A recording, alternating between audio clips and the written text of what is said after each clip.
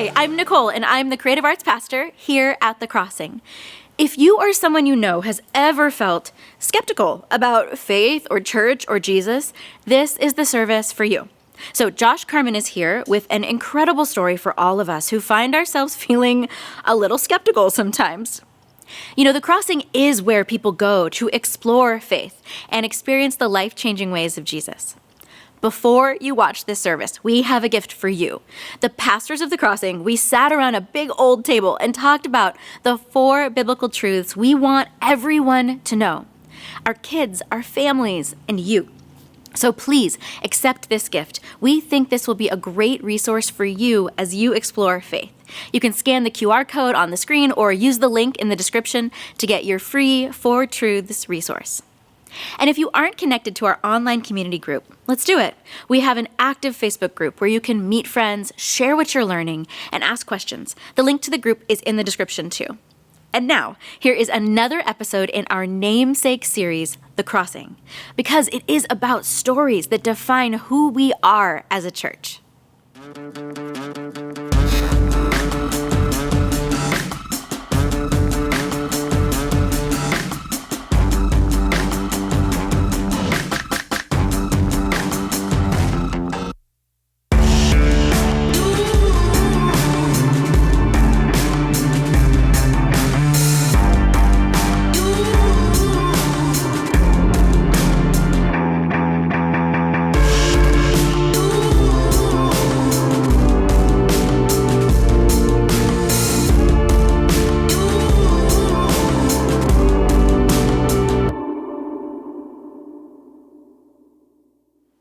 Hey everyone, welcome.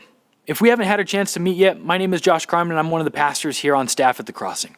We want to thank you for spending some time with us today. We are excited to be together. If you're new or just checking in, we're in the middle of this series called The Crossing. How spectacular is that, right? You're never going to forget that name, that's for sure. And one of the main reasons we wanted to do this series and title it something so on the nose is because we want to be clear about who we are as a church and what the things are for which we stand. We want everyone to know that at The Crossing, it is our goal for this to be the place where you can come and explore faith and experience the life-changing ways of Jesus. This is one of the things that I actually love most about my job as the outreach pastor here at The Crossing. I get to spend so much time encountering people from all walks of life, including those who are skeptical of Jesus and his teachings. It is such a joy to be able to meet people where they're at and hear the questions that are important to them. It is so crucial for us that you know that you are welcome in this community just as you are. There isn't some right belief you have to have. You don't need to have your life ordered in a certain way. You are encouraged to come and bring everything with you. Your doubts, skepticism, hurts, hang-ups, frustrations, whatever. We're a church that aims to reach you in a way that is genuine, transparent, and real. Now, as I've gotten to be a pastor for a few years now, one of the things that I have encountered the most is people who are skeptical towards the whole notion of faith. And by skeptical, I mean they're asking important questions. Questions like, is Jesus really who he said he was? Do his teachings have something to impart for our lives today? Maybe these people find the teachings of Jesus interesting, and some of the things that the church does is actually good, right? Especially when the church does things like helps the poor or provide disaster relief or what have you. But other than that, there's a lot of suspicion about the notion of having faith that a Jewish carpenter named Jesus, who lived in the Middle East 2,000 years ago, is indeed the creator of the universe, and that he came and lived a perfect life. He never sinned. He was killed on a cross, and he came back from the dead to create a way for us to have a relationship with God the Father. And if that's you, let me take a quick moment to pause here and say, I get it. I entirely, fully, 100% understand and agree with him that on its face, that claim is absolutely wild. I do think it's important for Jesus' followers to acknowledge this. It was an event that took place such a long time ago, and even back in the time where it happened, it was something that people had a difficult time believing. So if it was hard back then, imagine how much more so in our day and age when we are 2,000 years removed from where the event took place. So the question that we are faced with is this: how can we explore faith even if we would label ourselves as a bit skeptical of this whole Jesus conversation?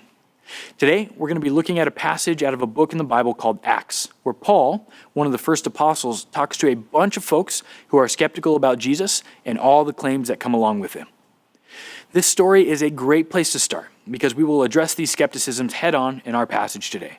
So let's go ahead and jump into our story in Acts 17, starting in verse 16. It reads like this. While Paul was waiting for them in Athens, he was greatly distressed that the city was full of idols. So he reasoned in the synagogue with both Jews and God-fearing Greeks, as well as in the marketplace day by day with those who happened to be there.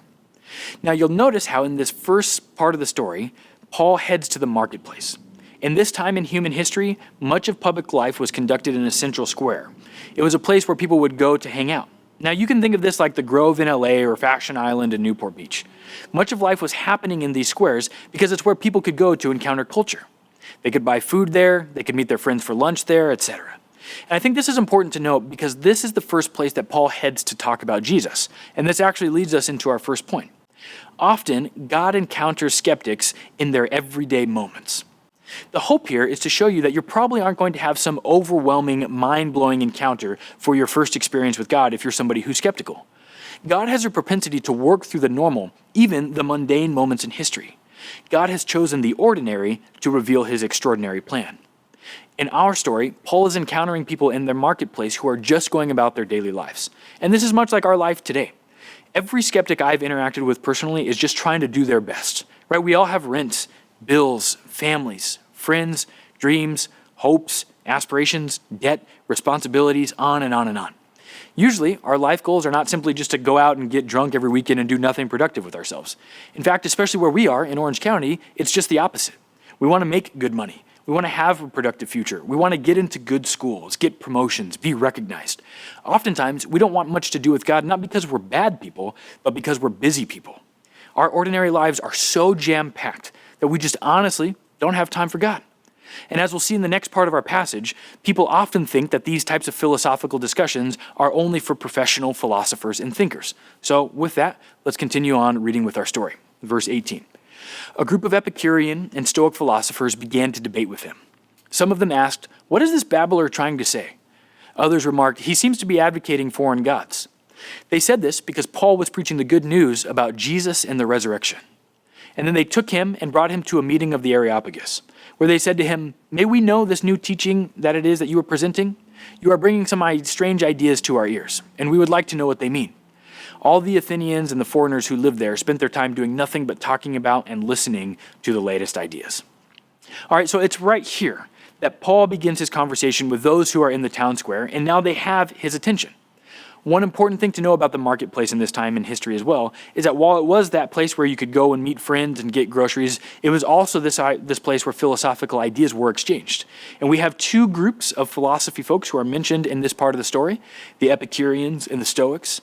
The Epicureans were a group of people who believed that pleasure was the most important goal in life. The ultimate aim of existence was to experience as much good as you can. They didn't mean to overdo it, right? On the contrary, Epicurean philosophers would argue for moderation, so that way people wouldn't suffer from overindulging. An easy example of this philosophical idea is that a glass of wine can be good with dinner, but too much wine can lead to a hangover, right? And alongside the Epicureans were the Stoics, who maintained that living a life of virtue and being control over all of one's passions in life was the key to happiness. Now, if you identify as someone who struggles with skepticism about all this Jesus stuff, you're in good company. Right, we see right in the story that it's been happening since Paul's day and even before then. You see, the Epicureans and the Stoics represent something that is contrary to what Paul and the gospel teaches. These philosophies on display are focusing on the human experiences as they relate to themselves. Pursue your pleasure, says the Epicurean. That's a motto that many of us still live by today. What makes me happy? What fulfills me? What's my prerogative in life? And the Stoic responds, no, you need to master your emotions, right? And we see this on our social media feeds all the time. You got to hustle harder to master your body and life. You need to be in the gym at 4 a.m. You need to be on this diet. You need to control every inch of your surrounding, including all of your emotions and responses. Right? Both philosophies represent you being in the driver's seat. Both schools of thought represent you being the boss of your life. And Christianity does the exact opposite. Christianity asserts that Jesus died and rose again because you are so loved by God the Father, but we ourselves are powerless to overcome the evil in our own life and heart. So we have these two groups of people gathering together to argue about either why you should embrace life and live it to its fullest, or understand that you should try and control everything in life. And here is Paul, who's presenting to them this new teaching that makes their ears tingle, which leads us to our second point. The way of Jesus is unique. Isaiah 55:8 tells us, "For my thoughts are not your thoughts, Neither are my ways your ways, declares the Lord. I think the reason this was strange to their ears is because when God's will and love is represented in the everyday world, it is a massive paradox shift by comparison. Our ordinary world is so incredibly selfish, hurtful, angry, arrogant, sexist, racist, bigoted, etc. The world of God, revealed through the person of Jesus that Paul talks about, is upside down by comparison. That world is kind, gentle, meek, humble, authentic, genuine, patient, and loving. All of those traits are conspicuously absent from our contemporary setting, much like it was back then. You see, what Paul is doing is he's moving the needle from an us-centered life to a God-centered one. Paul is starting this conversation from an entirely different point of origin than what we see. And how true is that for our day? How much do we need that now? Right? Think about it. All of life is curated to you. Think about the social media algorithms and the way they are designed to keep you hooked. All of this is done by letting you be in the driver's seat about all the media you want to consume, even down to programming the very ads that you want to see. All of these things are turned upside down in the message that Paul is presenting here. His discussion centers around trying to orient your life around God and what God says we ought to do. For the Epicureans and for the Stoics, this would be entirely backwards. You see, the goal is no longer trying to please or glorify yourself, Paul is saying. Instead, the message that Paul is preaching is one that centers on God, not us, and God's love for us as people. Let's keep reading with our story. In verse 22, it reads like this. Paul then stood up in the meeting of the Areopagus and said, "People of Athens, I see that in every way you are very religious. For as I walked around and looked carefully at your objects of worship, I even found an altar with this inscription, 'To an unknown God.' So you are ignorant of the very thing you worship, and this is what I'm going to proclaim to you." You see, Paul here in this part of the story is taking time to connect with the people right where they are. He's being intentional about pointing out the things that they are already doing in order to create a bridge to the true God who, as we'll see momentarily, wants to meet us right where we are. And he's not terribly far from us. All right, let's keep reading with these verses. Verse 24. "The God who made the world and everything in it is the Lord of heaven and earth, and does not live in temples that are built by human hands. And he's not served by human hands as if he needed anything. Rather, he himself gives everyone life and breath and everything else. From one man he made all the nations, that they should inhabit the whole earth. And he marked out their appointed times in history and the boundaries of their lands. God did this so that they would seek him and perhaps reach out for him and find him, though he's not far from any one of us. For in him we live and move and have our being. As some of your own poets have said, we are his offspring." All right, Paul has now launched into the core of his message. You'll notice, like we said, how he's able to relate to them in a way that makes sense for them. Right? Paul is pointing out that the Athenian people set up an idol to this unknown God. And this is actually a kind thing for them to do. Right? In their desire to cover all their bases, they're trying to acknowledge anything greater than themselves that may be out there that they might have missed. Now, oftentimes we might laugh at something like this to ourselves and think that's a little bit silly, right? But we actually do this all the time when we say things like, "The universe wanted me to have this," or "Karma's going to get them." Right? These types of phrases invoke something in us that recognizes that there very well might be something in the universe that's bigger than us. And when the skeptic lives their lives, but looks up at the night sky and realizes how vast the universe is, what she's doing there is actually paying knowledge to the fact that there might be something out there, or maybe someone. And this is what Paul is saying. This someone that you are thinking of or considering, those moments late at night when you ask yourself, is this really all there is? Are these beautiful moments, these beautiful living examples of Paul's words where he says, God is not far from you. What Paul is saying is you are on the right track. You are asking the right questions. Keep leaning in. And this leads us to our third point, that God created you for relationship with him. Genesis 1:27 tells us, "So God created man in his own image. In the image of God, he created him, male and female, he created them." Anytime that you have felt the urge to ask questions about life or its meaning, anytime you've spent a few moments pondering about what happens after we die, anytime you've been faced with something that brings up your own mortality, a diagnosis, an accident, a loss of a loved one, all of these moments point us to the question of what's after this, if anything. And what Paul is doing here is helping us understand that when we do that, we are actually reaching out for God. You see, you have the image of the creator of the universe imprinted on you, and it's a permanent mark that is meant to draw you to the one who made you, the one who knows you and loves you in a way that is unique to anything the philosophies of this world might have to offer you. And as we'll read, the God Paul describes is not far off. So therefore, since we are God's offspring, we should not think that the divine is being like gold or silver or stone, an image made by human design and skill. In the past, God overlooked such ignorance, but now he commands all people everywhere to repent. For he has set a day when he will judge the world with justice by the man he has appointed. He has given proof of this to everyone by raising them from the dead. And when they being the Epicureans and the Stoics, heard about the resurrection of the dead, some of them sneered. But others said, "We want to hear you again on this subject." And at that, Paul left the council, and some of the people became followers of Paul and believed. Among them was Dionysius, a member of the Areopagus, also a woman named Damaris, and a number of others. All right, so Paul has just shared the heart of his gospel message. Right, Jesus Christ came and lived a perfect life and died so that we could have restoration with God the Father. And this leads us to our final point today. We have to do something with this message being presented. Paul is making these claims that must be dealt with as a hearer. And this is where many of us who are skeptical begin to kind of feel a rub. Right? There are certain things that are being stated here that are either true or they're not. There isn't a lot of room for middle ground when you make a historical claim about a person like Jesus of Nazareth. Did he do what he said? Is he who he said he was? For Paul, there were some who came to believe and experience Jesus in his life-changing ways. Others left and decided that Paul was incorrect. You see, this is something with which we'll all have to answer. And there's only three possible responses. First, Jesus is who he said he is. Second, Jesus is not who he said he is. And third, we will just kind of float through life and not think about it because we don't think it's that important. And I would implore you today that if you identify as somebody who's a bit skeptical, that you would at least take the time to come to one of the first two conclusions. Right? If you wrestle with the evidence and decide that Jesus is not for you, that's one thing. However, if you spend your whole life just floating and being distracted by other stuff, you are missing out on what is the most important conversation of human existence. So, as a quick review of our points, right, I'm submitting to you that God will appear in the everyday of our lives.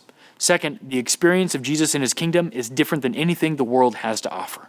Third, God created you for a relationship with him. And finally, you have to make a decision with the information being presented to you. So, what do we do now? First, if you're someone who is a Jesus follower, I want to encourage you to continue to love those around you. This is your challenge for today. If God really does appear in the ordinary, then God is going to use you more than anything else to show that his kingdom is different from the world. Spend a few moments analyzing your life and take some time to determine whether you are really living a life that is different from the world around you. In our story, we encounter the perfect example of Paul, who is meeting people right where they are. Right? This should be our job too, to encounter people in their everyday setting and love them well, that they might experience Jesus and his life-changing ways through us as his followers. Now, if you are somebody who's skeptical and you're interested in continuing to explore, we actually have a program here at the Crossing called Alpha.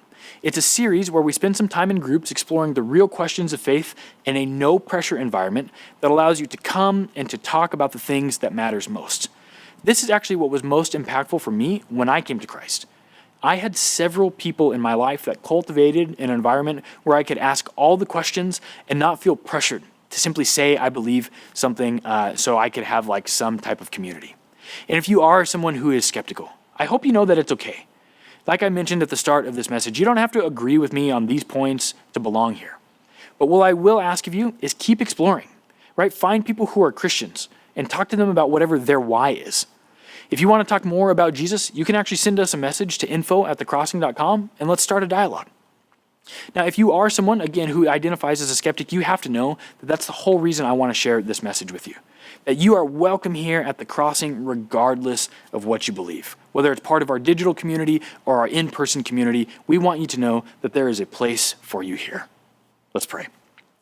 God, I thank you for each person watching this message. Lord, I ask that you would meet them in the ordinary of their lives, that they would know, that they would experience you, that there would be people around them that are genuine followers of your Son, that they represent him well. God, would the Crossing be a place digitally that is one where people can ask any question that they want? Would our community be one that welcomes people no matter where they are in their journey? We love you, Lord. We pray these things in your name. Amen.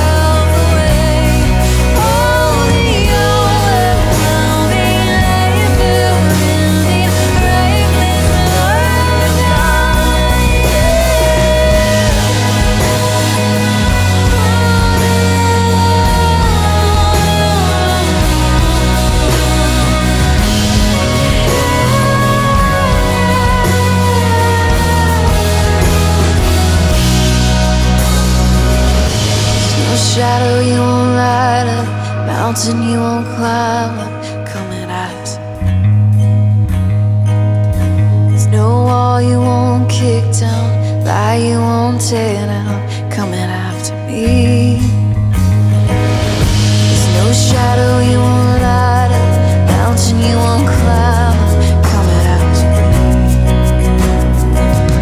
There's no wall you won't kick down, lie you won't tear down, coming after me. There's no shadow you won't light up, mountain you won't climb, coming after me. There's no wall you won't kick down, lie you won't tear down, coming after me. There's no shadow you won't light up, mountain you won't climb, coming after me.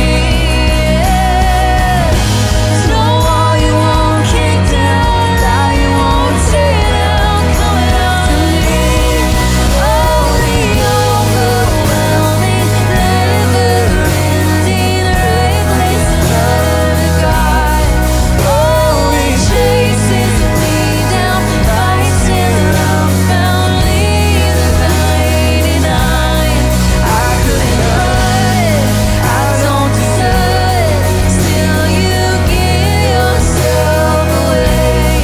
Oh, the overwhelming, never-ending, reckless love of God.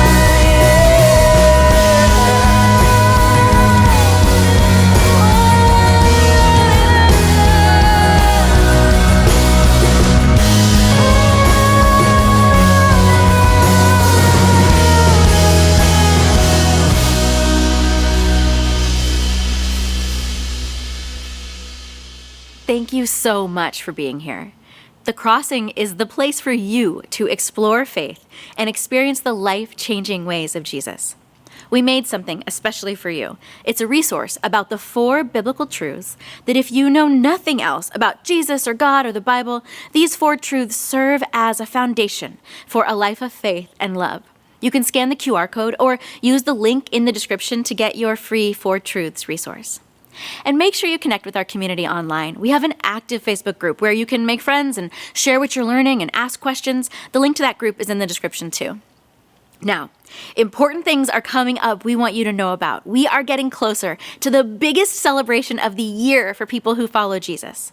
It's Easter. Easter is almost here, and we have some great things coming up to celebrate Jesus' life and death and resurrection, the reason we have faith and hope in the first place. So first, tell everyone you know in Orange County that we have a super egg hunt coming on April 9th on our campus. We deck the campus out. We get so many eggs and fill them with good things.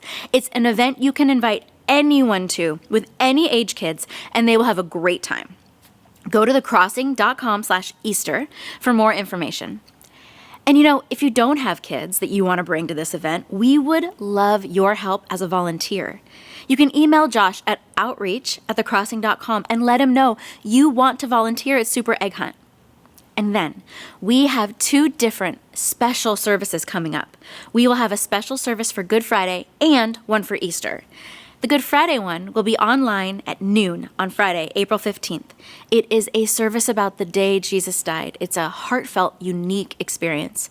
And for those of you in the area, we will have on-campus services for Good Friday at noon and 7 on Friday, April 15th. And then Easter. Easter is a day of hope and joy and freedom and community. Our service for Easter will be online Saturday, April 16th. And our on-campus Easter services are Sunday, April 17th at 8:30, 10, and 11:30.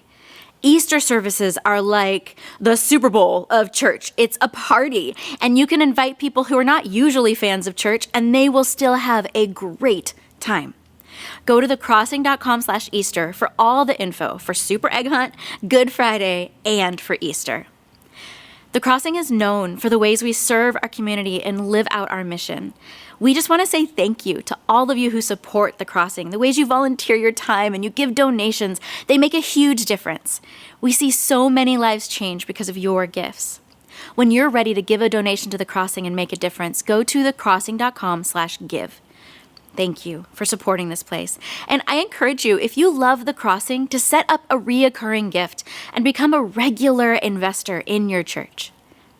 Thanks for being here. Don't let your faith exploration stop here. Take a next step, whether it's getting the 4 Truths resource or participating in Easter Fun or making a donation. Take a step today. We will see you soon.